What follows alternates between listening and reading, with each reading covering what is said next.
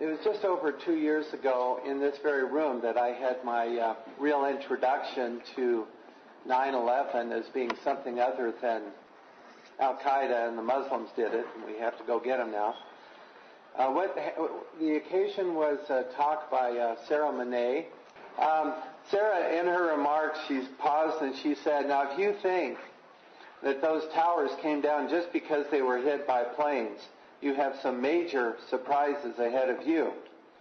And the audience broke into applause, or about half the audience, and I was of the half that was looking around thinking, well, what in the world is she talking about?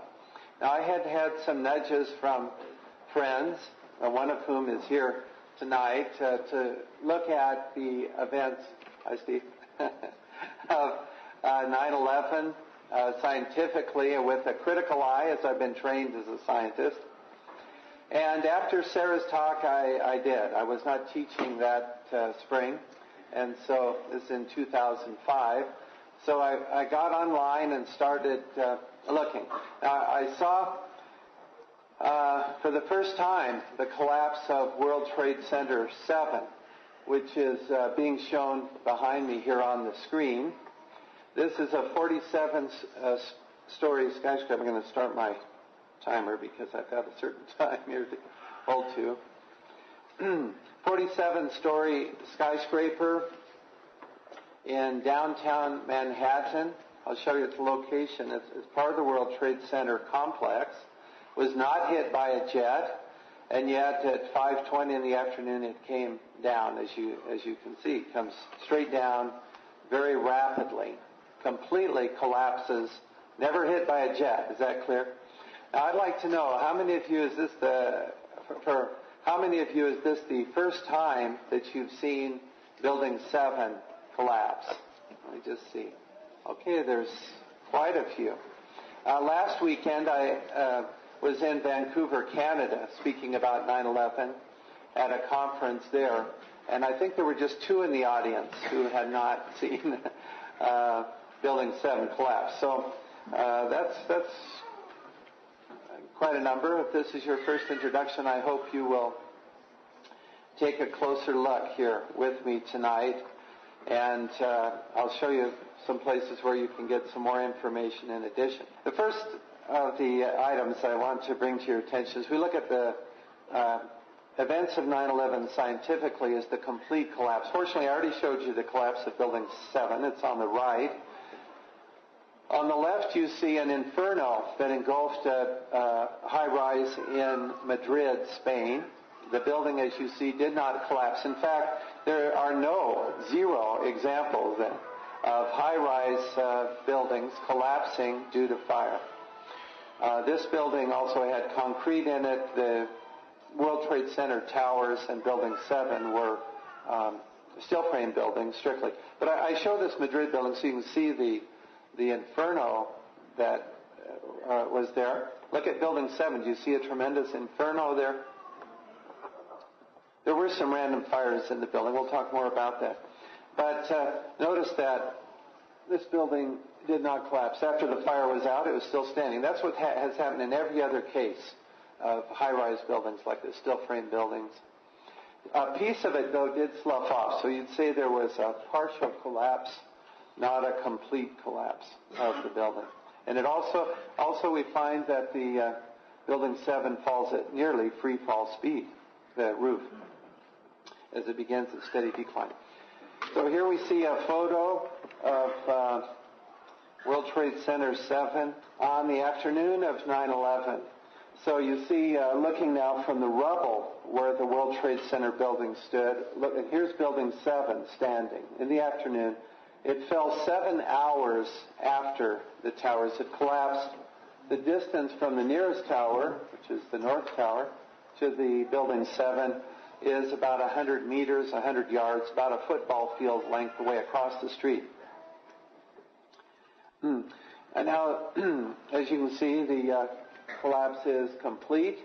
On the right, we have a controlled demolition. I suppose all of us have seen controlled demolitions. The goal of a controlled demolition in general is to bring that building straight down onto its footprint, precisely what happened with Building 7. course, that trick is accomplished in controlled demolition using explosives to get material out of the way so that the roof can fall down and fall very rapidly. The 9/11 Commission report, supposedly a complete discussion of events of 9/11, failed to even mention the collapse of Building 7. The FEMA report is the first official report on these collapses, stated our best hypothesis, which is fire with some damage for Building 7, has only a low probability of occurrence. Let's give them credit for honesty there. We've been joined in this worldwide truth movement now, 9/11 truth movement, by a number of people, including some structural professors in Switzerland at ETH, which is equivalent roughly of our MIT. In my opinion, says Hugo Bachmann, WTC-7 was with the highest probability brought down by controlled demolition done by experts. Not people were excluded that day. You don't have Al-Qaeda agents running in and setting explosives to bring the building down on 9/11.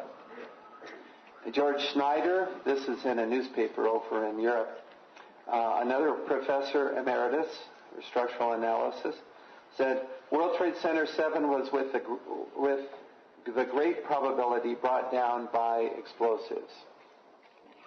There are now over 140 architects and engineers in the group called Architects and Engineers for 9/11 Truth. In the group that I'm a member of, there are over 440 scholars now, 9/11 Scholars for 9/11 Truth and Justice, stj911.org. And basically, if you are willing to read, not just looking at videos is fine. If you're willing to read the articles in the Journal of 9/11 Studies, which I'll talk about more, then we invite you to join this. Let me put that up there again, stj911.org. And help spread the word about 9/11. I want to quote something that just came out, Loose Change.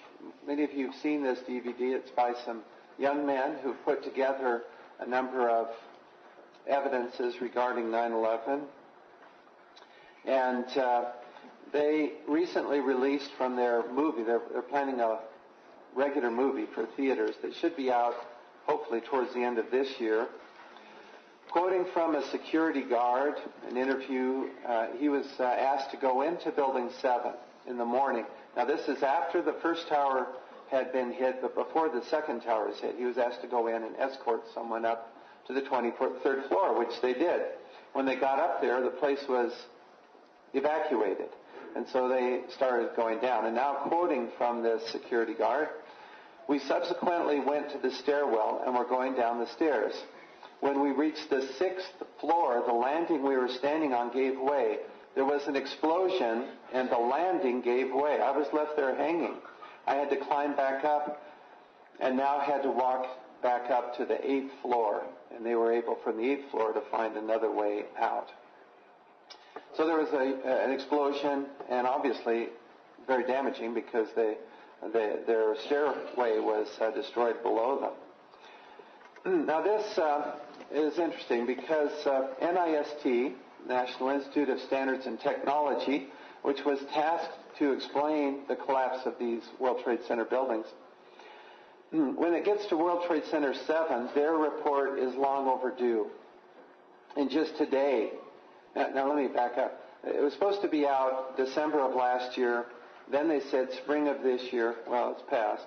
And so just today, NIST had a press release saying, well, they plan to have it out by the end of this year now. Well, it's long overdue. Anyway, they subcontracted to a company in Albuquerque, ARA, to analyze the collapse of Building 7. And here's the restrictions that they put in this solicitation. NIST asked them to create detailed floor analyses to determine likely modes of failure for floors 8 to 46 due to failure of one or more supporting columns in World Trade Center 7. Now, why would they restrict them, floor 8 and above? Well, we just read this fellow, as he's coming down, the explosion was below him. When they got back to floor 8, they were okay. They could find another way out. Aha. They also comment today, of course I added this today, NIST has found no evidence of a blast or controlled demolition event. Well, evidently that may be true if you stop yourself above floor 8. As a scientist, I want to know, well, what happens below floor 8? And we're finding out. Unfortunately, they're not looking at the whole picture, are they, when they limit that view from floors 8 to 46? Already gives us a pause. Furthermore, NIST, despite Freedom of Information Act requests, they have refused to release the videos and photos that they have, which they acquired from taxpayers at taxpayer expense, mostly from taxpayers, the people taking videos. They refuse to release any photos of Building 7. We would like to get that released. So if that's something we can work toward, I would recommend that we do that. Let's see, I'll skip that. Let's see. You'll have to read about some of this by going to the Journal of 9/11 Studies. I will point out just a couple of things. There was in this building a secret CIA office, also offices of the Department of Defense. So this is a highly secure building. It's not one that terrorists could just run into and set explosives. The owner/leaseholder of the World Trade Center buildings insured these buildings, the World Trade Center, against terrorist attack 6 weeks, just about 6 weeks before 9/11, before the terrorist attacks. And the payout in insurance was about $4.6 billion. We could say more about that, but you'll have to read some of this, as I say, because you're scholars, right? And so as you read. The World Trade Center towers, moving along to those, are very solidly constructed, as you might imagine, with 47 core columns. Here are the core columns up close. And 240 perimeter columns. These are not hollow tubes, as I have heard argued from structural engineers who should know better. We now have the release of the architectural plans, by the way. That came out just earlier this year. Quick story on that. A professor in Colorado sent them to me. He'd worked with the insurance companies. And, thank you very much, Jack. It gave me a little more time. Appreciate it. I'll give you 2 minutes sometime, maybe. Anyway, this professor in Colorado had worked with the insurance companies, during this discussion, the trials, actually, to see how much would be paid out to Mr. Silverstein and Company. And so he had access to these architectural plans. He sent them to me on a disc, and he said, I'd like these to be made public, but not my name to be made public. So they are now public. And, we're glad to help get that information out. So there's no question, these are not hollow tubes. We have the detailed plans. I put a stove here to remind you, this is steel, here, structural steel. And I have a wood-burning stove. And, I'm not worried about it melting on me or collapsing either. Steel melts at 1538 centigrade, plus or minus a little, depending on what alloys you use. And fires reach a maximum temperature of about 1100 centigrade. And this NIST report included that. They say there's no way this melted. No, that's not the problem.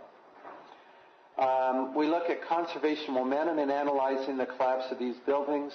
Again, just like the World Trade Center 7, the collapse is too rapid unless there are explosives moving the material out of the way.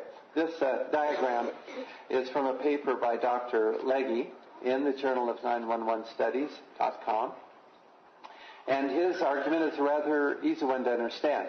You take the upper block of 16 floors, so just below where the planes went in, and you say, okay, we'll give it to NIST. We'll let it start to collapse, okay? Somehow all those 287 columns give way more or less simultaneous, so the thing starts to move down, this upper block. Okay, we'll grant that, even though we have our doubts about that too. But now what happens? See?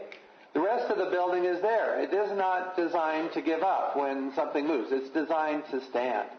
In fact, it's designed to withstand hurricane force winds, and also, by the way, a collision of a 707. That was designed. Boeing 707, back in the days when these were designed and then built. So the question he raises is, which is going to fall faster? The block that falls in air, or the block that has approximately 300,000 tons of concrete and steel beams, 287 support columns, in the way? This is not a trick question. You see, obviously, the one falling in air should fall faster. But in fact, what's observed is the roof falls at nearly free fall speed, as if there's nothing in the way. Now, how do you do that? You know, we've all experienced conservation momentum, which is when you're driving in your car and you hit something, you slow down. Okay. Now, when you hit 300,000 tons of steel and concrete, by George, you're going to slow down. You know, you're way down. And Professor Cutler, are you here tonight, Ken, by any chance, did a paper looking at how long it would take for the towers to collapse, and he's getting upwards of 30 seconds. Well, they collapsed in about 12, plus or minus 2 or 3 seconds, you see. Way too fast. Now, how do you do the trick, then, to get them collapsed so fast? You move material out of the way. Gordon Ross also writes about this. Depending on the safety factor that was present in the buildings, you know, they're designed to stand not just a factor of 1, but 2 or 3 times that, like that, the weight. Anyway, they might not have collapsed at all. They might not have collapsed at all, is the argument. If you look at conservation of energy and momentum, read the paper by Gordon Ross on that one. If we look at the data, they completely collapsed.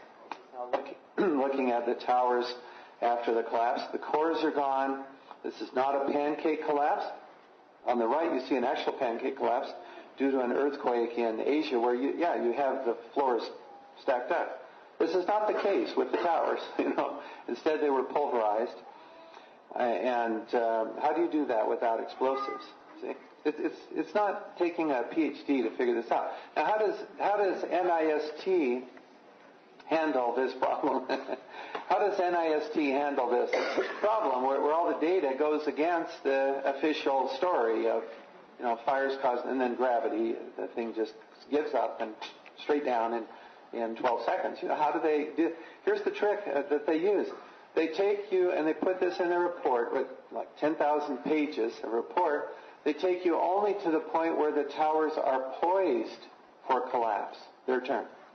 Quote, poised for collapse. In other words, they ignore the speed of collapse, the completeness of the collapse, the squibs, the expulsions of air and debris, and so on. All these signs that we recognize. Now, if you're looking at a controlled demolition, before it goes off, can you tell it's going to go off, that there are explosives in there? Well, unless you know that you couldn't. But when it goes, you can tell, because it goes straight down completely and very fast. That's just what happened. It has all the characteristics of controlled demolition. Folks, this is not rocket science.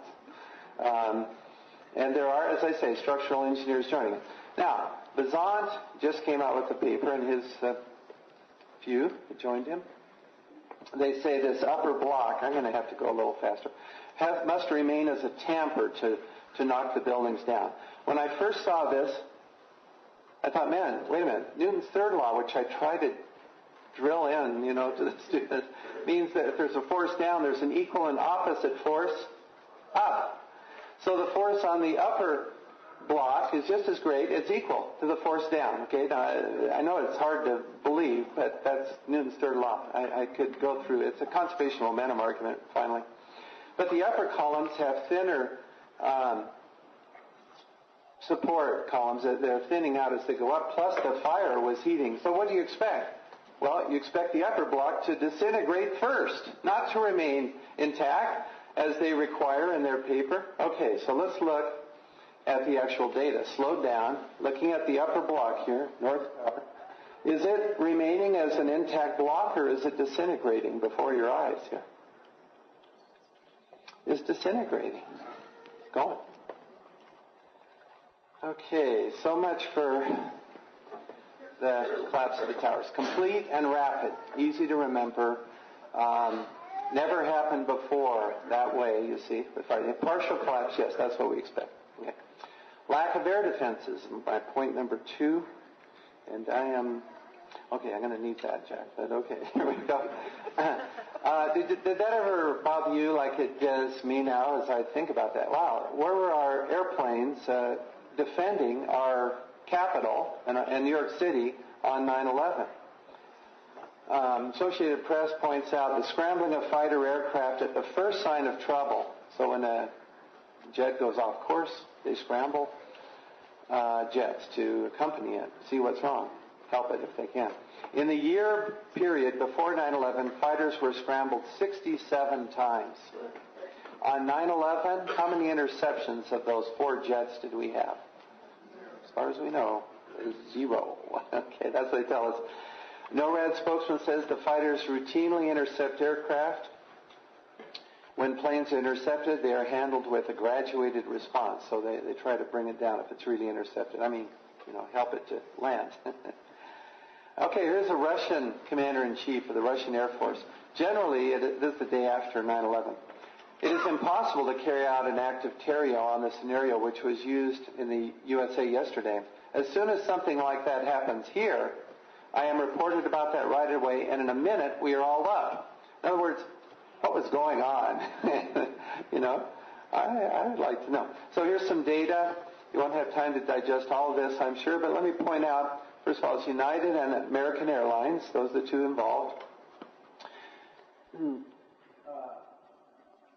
After the first crash, which was 8:46, we suspected something. The second crash, 9:03, we knew something was wrong. The plane that was headed towards the Pentagon went off course at 8:46, and the crash on the Pentagon was 9:38, 52 minutes later. Folks, that is plenty of time. Why was not this plane intercepted?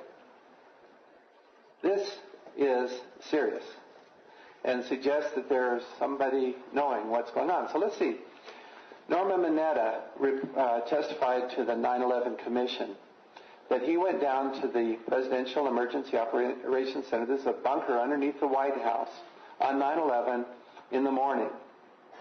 Vice President Cheney was there and was in charge. Now we're going to quote from Secretary Mineta. We have this on videotape, but the 9/11 Commission report did not include this in their report.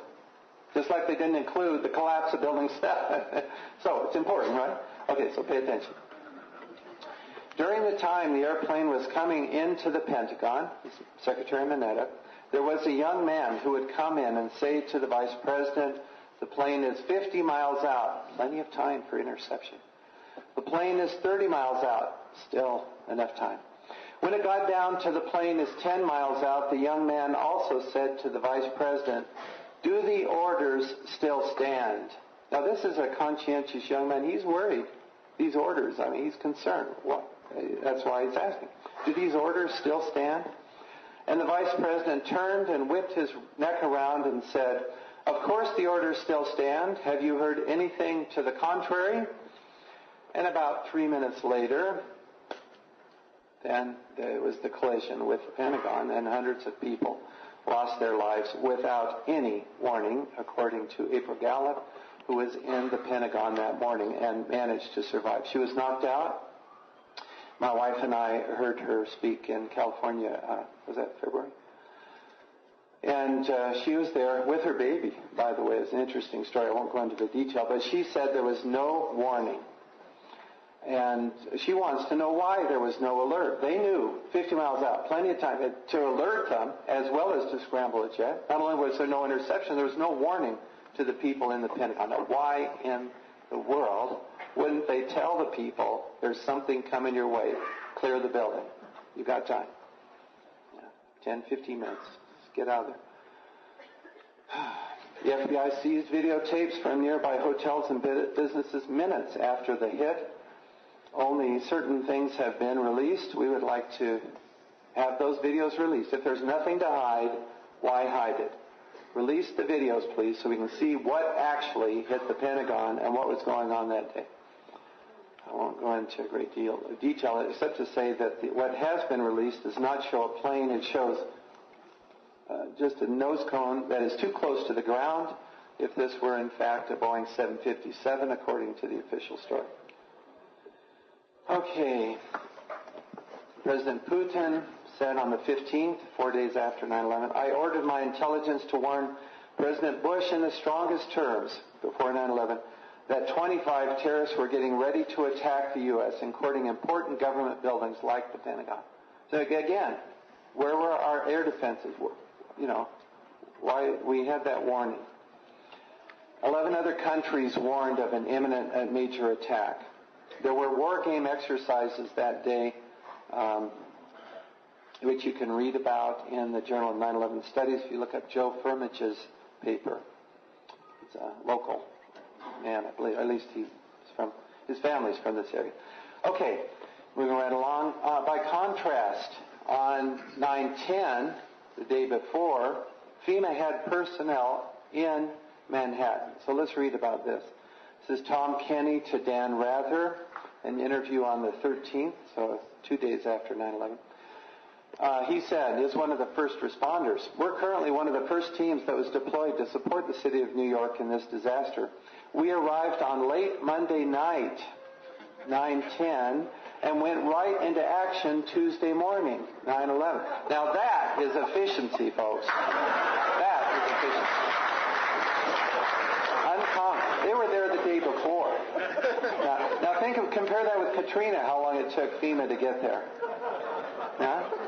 And we knew the hurricane was coming, right? It's not like, but here, supposedly, there was no foreknowledge, and yet they were there in Manhattan, close by, the day before. Giuliani points out in his testimony to the 9/11 Commission that did not make the report, so pay attention, this is important. And the reason Pier 92 was selected as command center was on the next day, on September 12th, Pier 92 was going to have a drill. But remember, they came on the 10th, getting ready for this drill planned for the 12th, you see. It had hundreds of people there from FEMA and so on. They were getting ready for a drill for biochemical attack, so that was going to be the place they were going to have the drill. The equipment was already there on the 11th, and the people. Remarkable. I think we deserve some answers, how they knew about that. Okay, I quoted President Peck. I moved that up. Okay. Because, again, I want to put that in context, Let's bring it back again. A warning that for us in our generation, there will be these secret combinations, which, by the way, not just mobs, because as Moroni talks about, they seek to take away the freedom of all the countries in the world. This is a big operation, and is outlined by Joel Skousen. Okay, the dust. World Trade Center dust, you've seen it, I'm sure. It was actually very toxic and loaded with melted spheres. This gets into some research I've been doing lately. Isaiah said the truth will whisper from the dust. And indeed, the dust does carry a lot of information to it. It was immediately found out by scientists that the dust was extremely alkaline and toxic. With a pH, I'm quoting now Greg Swayze, that some of it was as caustic as liquid drain cleaner. This is not something you want to breathe in or tell people it's safe, right? No. These results were sent to officials at EPA. Then in 2003, there came out a report, quoting now from the Associated Press, the White House convinced EPA to add reassuring statements and delete cautionary ones, according to a report issued by EPA Inspector General Nikki Tinsley. Do you think she kept her job after this? No, she lost her job. At the White House's direction, the Environmental Protection Agency gave New Yorkers misleading assurances that there was no health risk I'm starting to get a little ticked. Come on. We know it's dangerous. In science, that's called data falsification. In everyday life, it's called lying. When you tell people it's safe, when in fact it's like liquid drain cleaner. Come on. These are people. We care for people, don't we? More than corporations and Wall Street, they told them, go back to work in the financial. It was safe. Don't worry about it. Well, it's not safe. We can clean it up, but, let's tell the truth. Okay. Now, of course, there are thousands who are sick and lawsuits to help care for those who are hurt by this because medical money has been refused these people because they said, well, it was safe, but now, of course, we know it's not safe and so on. Okay, now another topic. Take a deep breath. Wake up. This, you may remember from last year, there were fires in some churches in Alabama. The investigators searched for the use of accelerants, that is, chemicals that would accelerate the fires, to get them started, for example. Yeah. So, in fact, according to several news reports, they did find an accelerant called thermite, which proves that there was arson when you find an accelerant like that. Doesn't mean you know who did it yet, but you know there was a crime committed when you find an accelerant.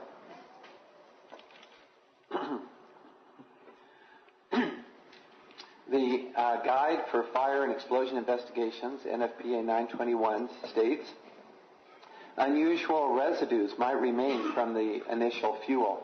Those residues could arise from thermite, etc. We're heading on into thermite here, discussion. This is standard, and if we find, which we have, traces of thermite, then we know that a crime was committed and we need a trial.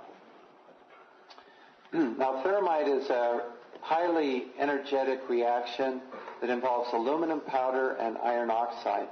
On the left, you see a reaction that I did myself. You see the white smoke drifting away. If you get some of my videos that are available online, you'll see this in motion. But the point is there's also the same appearing molten metal pouring out of the South Tower just minutes before its collapse. This is discussed in my most recent paper in the Journal of 9/11studies.com. I don't have time to go into that in great detail here, but you can look it up there. In recent years, quoting, the use of thermite reactions as incendiary devices has gained popularity with arsonists because they're easily ignited, burn quickly, and can generate a very intense heat in excess of 4,000 Fahrenheit. They produce a characteristic burn pattern and leave behind evidence. These compounds are rather unique in their chemical composition. So here's the chemical signature for thermite. Don't expect you to memorize this, but on the left you see an X-ray energy dispersive spectrograph. That will be on the exam, by the way. So, please take note of that. You see Fe, a peak. Now, when there's a peak, that means this element is present. Fe is good, iron. You see Cu, it's fairly small, but that's copper. You see Al here, right? And then sulfur. And these are the characteristics of thermite with sulfur added. Sulfur makes the thermite, the hot molten iron, cut through steel faster. So that's what you expect if there's thermite. That's the signature you look for. It's basically iron aluminum. That's the combination. And a fair amount of aluminum, several percent. Okay, in the dust of the World Trade Center, I have a photomicrograph, which I took through. It's a photo through a microscope, optical, on your right. And Jeanette McKinley, who provided a sample of the World Trade Center dust on the left. She's a survivor. Basically, her apartment was about 100 meters away from the South Tower. When the South Tower collapsed, the windows on her apartment broke in, and her apartment was flooded with dust. And she collected some of that. She said she had a spiritual sense that she should collect some of that dust. And it's a good thing she did. There's a great deal of information coming to us from these spheres that we see in the dust. You see the spheres there optically. When you look under a microscope, they still look like spheres on your right there. And here is the pattern that we observe for this sphere from the dust. Iron, aluminum, sulfur, and some copper. Now you say, well, how did I get so close in the other? Well, let's compare. Here are the two compared. Can you tell which one is the World Trade Center dust and which one is the thermate? They're very close. There are some differences. Now, the reason the thermate is so close, you can tell they're different, though. I'll tell you the key. March 7th is when we, if you were paying attention to the dates, you have to be a good scientist, is when we analyzed the World Trade Center dust sphere and saw this signature. On the right, this was thermate that March 15th, 8 days later. So what I did is I designed the thermate trying to match what I saw in the World Trade Center dust, and I did pretty well. I think you'd agree. Not perfectly. Here's the formula I actually used, and I do want to point out that even though you can buy thermite on eBay, it's still dangerous stuff. I wouldn't recommend it. So when you fire this thermate off, you do get tiny spheres. And what happens is the sparks that go into the air, the molten iron and aluminum, there's some captured in there. Because it's molten, the metal is pulled into a spherical shape, and that's because of surface tension. So you get that spherical shape. And we see this in the dust, just thousands, millions of these spheres finally. And in thermate, you also get the spheres as well as flow. And, of course, we saw the flow out of the South Tower, that molten metal, which I argue in my paper is also very strong evidence for thermate. An independent laboratory at Worcester Polytechnic Institute in Massachusetts took some both World Trade Center 7 steel and tower steel, and they show what they found when they looked inside. Now, they looked in a region where there was high-temperature corrosion attack on the steel. They were puzzled by this, and look what they find in there. Sulfur, in large amounts of sulfur. Now, this is not supposed to be in steel because it weakens steel. It also makes it melt at lower temperature. They report the severe corrosion and subsequent erosion of these samples are a very unusual event. These are fire engineering experts, material scientists. No clear explanation for the source of the sulfur has been identified. Well, we think we found it. It's the sulfur added to the thermite. And we're doing experiments to test that and to verify that. We'll leave it at that. We also looked at the World Trade Center concrete. We crushed it and did not see any iron-rich spheres in the concrete. Somehow they're released in the process. Cornell University, I sent a sample of this dust to them. Independent analysis, they confirmed significant iron and aluminum. That's where the apartment was. USGS and others, the Geological Survey, report the existence of iron-rich spheres in the dust. I called the fellow who was in charge of this project. I said, surely you saw those iron-rich spheres. Where in the world do you think they came from? And he said, well, I'm not real sure, but maybe when they were cutting the steel during cleanup, that would produce some spheres, yes. And somehow those got to large distances. I mean, we're 10, 15 blocks away. In addition, of course, the steel spheres, we did some of that with an oxyacetylene torch as a test. Those spheres do not show high aluminum, nor high sulfur, because that would not be a strong steel if you did that. Our J. Lee report also reports spherical iron particles. So there's abundant evidence.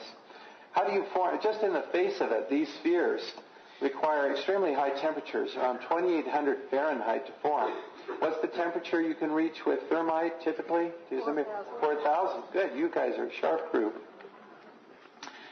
R.J. Lee reports finding, this is something we hadn't noticed in our studies, evaporated lead coating on dust fibers, and they comment the presence of lead oxide on the surface of mineral wool. There's a lot of mineral wool in the buildings. It's used for insulation, among other things. Indicates the existence of extremely high temperatures, over 3,000 Fahrenheit. Folks, you just cannot get anywhere near there with burning office materials. If you did, you're, wood and paper and kerosene. Jet fuel is a form of kerosene. I have a kerosene stove too. It's steel. It's not going to melt on me, Okay. So you can't get anywhere near it. So how do they explain these high temperatures? Well, they don't. They just report that there's this lead. Well, how do we explain it? Thermite reactions give you those high temperatures. Probably other explosives in the building as well. There's reasons for that statement, but anyway, it's not just thermite I'm talking about here. But we have the evidence for thermite. We feel that we need, therefore, we have basis to demand, really, a criminal investigation and a trial to see who put the thermite in these buildings.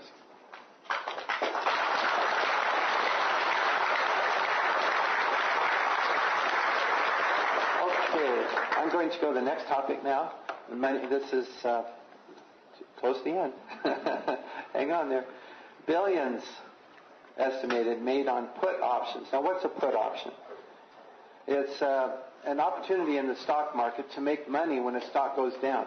If you think that it's pulling one out of the air, that American Airlines is going to go down in their stock value, then you would buy a put. And if it goes down, you make money. It's betting it'll go down. That's a put option. So quoting from Bloomberg, well, by the way, which are the two airlines that were involved? American and United. Trading in so-called put options, which rise in value when stock prices fall, surged as much as 285 times the previous average volume in American and United during the days before September 11th. Slightly suspicious again, huh? It's like FEMA being there the day before. I mean, these guys, though, are greedy. Oh. Okay, Don Radlauer says, this is, okay. No similar trading in other airlines occurred on the Chicago Exchange in the days immediately preceding Black Tuesday. Not only do they know that there's something happening. I've looked at the data, by the way. It's just about the 5 trading days before 9/11, it suddenly goes way up and then back down. And then, of course, they made a lot of money on these puts because, sure enough, United and American went down, way down after the attacks. Jack Manette talks about this in his book. BBC, American authorities are investigating unusually large numbers of shares in these airlines, United and American. Insurance companies also, specifically those which insure the WTC, Munich Re in particular, and ARMS, which is a German company, detail. ARMS manufacturers, those went up, right? The ARMS stocks went up after 9/11. They believe the sales were, this is not put options, right, on the ARMS, okay. They believe the sales were by people who knew about the impending disaster, a fairly obvious conclusion. Bloomberg News, this would be the most extraordinary coincidence in the history of mankind if it was a coincidence. This could very well be insider trading at the worst, most horrific, most evil use you've ever seen in your entire life. It's absolutely unprecedented, and we would like to get to the bottom of it, right? Yes. Andreas Van Bulow estimated the worldwide amount for these trades at $15 billion. Okay, 9/11 Commission report does include this. It's a little hard to escape because it was so obvious and it was in the media so extensively. In a footnote on page 499, we read, highly publicized allegations of insider trading in advance of 9/11 generally rest on reports of unusual pre-9/11 trading activity in companies whose stocks plummeted after the attacks. Right? Some unusual trading did, in fact, occur. Okay, grant that. But each such trade proved to have an innocuous explanation with no conceivable ties to Al-Qaeda. What's the matter? It's not Al-Qaeda. Go away. It's okay. Let them make some money. Now, are you happy with that? Is this blinders on Al-Qaeda only? I mean, look, the Book of Mormon tells us there were terrorists out there in the wilderness, right? But there are also Gadians in the management of the government, right? Okay, so we should be clued in that we're not going to be happy just to say, well, it's not Al-Qaeda, let them make some money. Come on. I want to know the names of these people that made this money and what they knew and how they knew it, and let's get this going.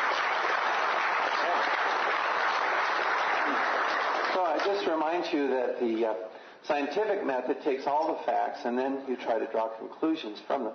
Another method, in this cartoon called the political method, you start with a conclusion. Al-Qaeda did it, the Muslims did it, and then you only look at those facts that support your conclusion. Anything else is innocuous, I guess. This question comes up quite often. We're getting really close to the end now. Was my paper peer-reviewed? The paper, and I'll just answer that because that came up just yesterday again. So I'm really concerned about that. The paper this is the paper that came out in November of 2005. Some of you saw it. It was in Deseret News front page. I was quite surprised they did that, but they did. It said, Professor predicts or says bombs, not planes, brought down the towers, something like that. Well, I wouldn't use the term bombs. I would use the term cutter charges, but, okay, that was close enough. The paper was peer-reviewed. I wouldn't have published it without that. And it was accepted for an Elsevier publication in October. And it was put online with the permission of the editor in November. Now, someone noted the editor supported Marxist studies and objected to the venue for my paper. And some still think my paper is published with Professor Zaremka. It's not. Here's what actually happened. A solution, so this is a bit of a crisis because there's a lot of pressure for me to just pull my paper. Oh, you can't publish with this guy. He's a Marxist.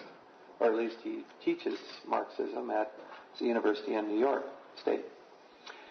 Professor David Ray Griffin, who's written a number of books about 9/11, excellent works, in my opinion, he suggested a trade. This is with me and Professor Zaremka. I would submit my paper to a volume that he and Professor Scott were putting together and editing, and he would replace my paper with one of his own, an essay that he was working on. And that was agreed on, and I thought all parties were satisfied with that agreement. Seems so, and we went that way for months. However, the paper would have to undergo another round of stiff peer reviews, which was the case. And peer reviews, that means other PhDs looking at your paper and critiquing it, roughly stated. That process goes back to the time of Isaac Newton and is very effective in science. These are anonymous peer reviewers in general. If they weren't anonymous, then the peer review process would tend to break down. You say, well, you let Joe Blow read my paper. I know he won't like it. So it has to be anonymous, and that's understood. In general, it's kept that way. But Professor Griffin stated there were 4 peer reviewers for my paper this second time around. All of them PhDs, and 2 of them were physicists.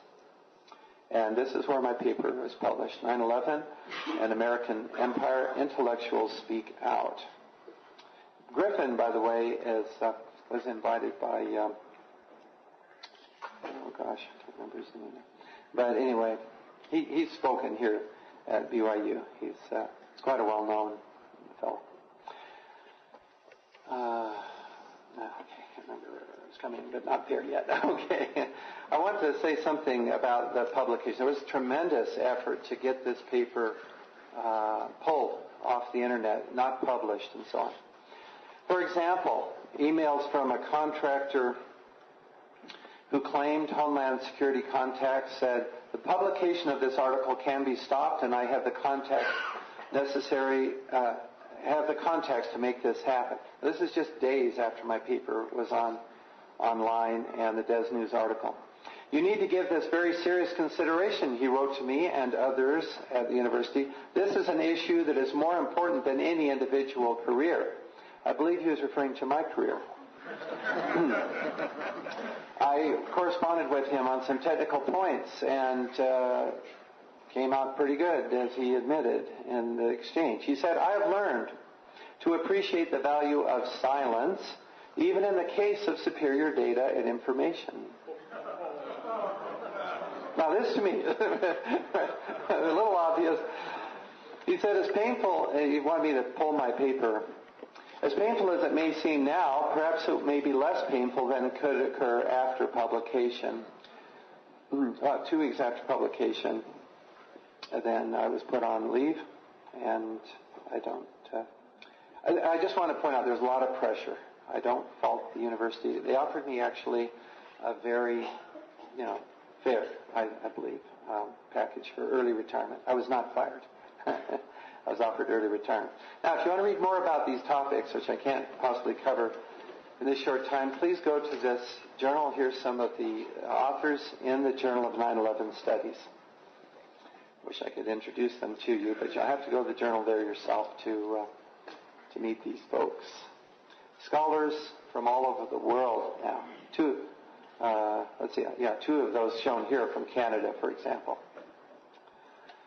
We are submitting papers now to what's called Tier 1, Tier 2 journals. My first paper called for an investigation. It's not something you would expect to find in Scientific American. But now we have research data, and so I and others are submitting research results to these publications. I just show you, I published in Nature. Carol went through these, and Physical Review Letters published in Scientific American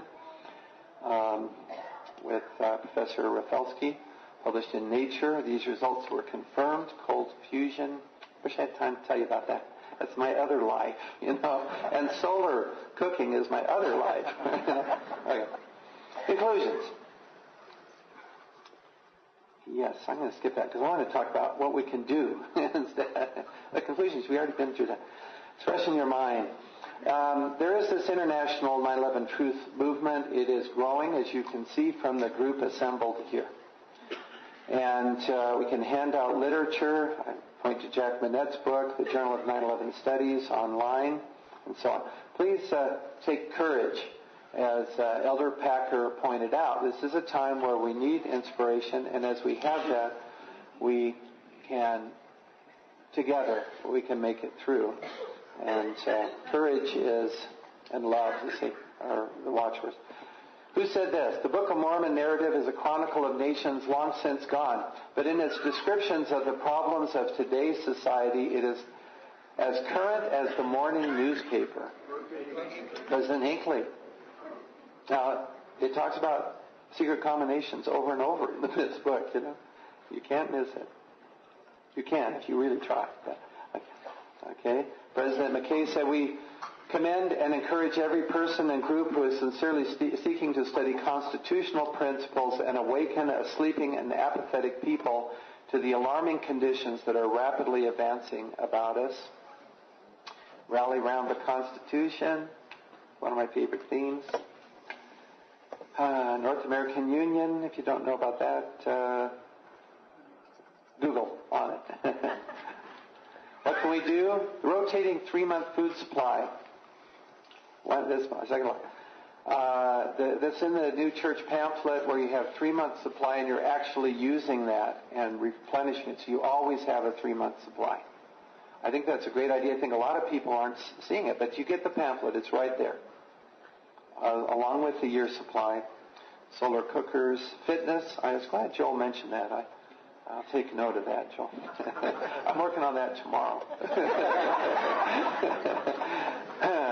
Gardens, resourcefulness, faith, and love. This picture of me with the solar cooker, that would be me on your right there. I've given out hundreds of these to people all over the world in developing countries, these solar cookers. And it's a good thing for us to have a way to cook, you see, if the electricity should go out, for example. The end is getting closer, and this is little Einstein here. I'll finish with Joseph Smith. It is an imperative duty we owe to all the rising generation. Therefore, we should waste and wear out our lives in bringing to light all the hidden things of darkness. Thank you.